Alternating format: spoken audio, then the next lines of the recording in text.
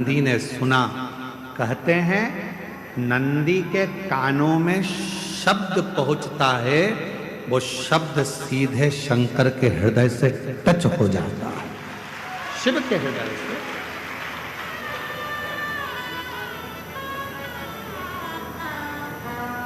इसलिए शायद हमारे यहाँ जब प्राण प्रतिष्ठा होती है तो एक सोमसूत्र बंधता, एक सोने का तार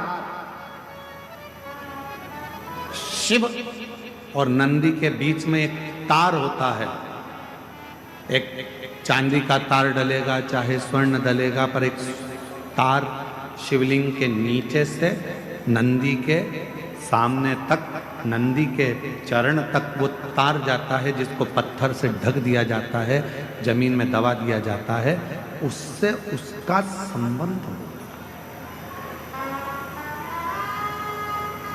उससे उसका संबंध। जैसे विवाह करते हो तो गठजोड़ा बांधते हो, लोग यहाँ आते हैं देवघर में तो बाबा का गठजोड़ा बांधते हैं, तार से तार को जोड़ते हैं।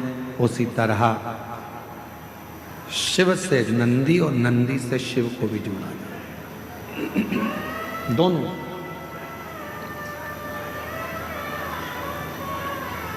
इसीलिए शायद कहते हैं कि हम जब नंदी के पास 2 क्षण के लिए बैठते हैं और अपने मन की कुछ कामना करते हैं, कोई बात करते हैं, कोई हृदय।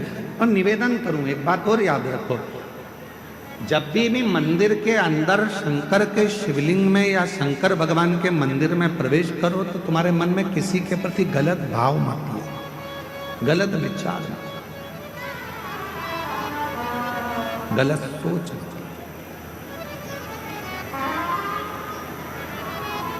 गलत विचार आएंगे तो वो गलत ही होगा।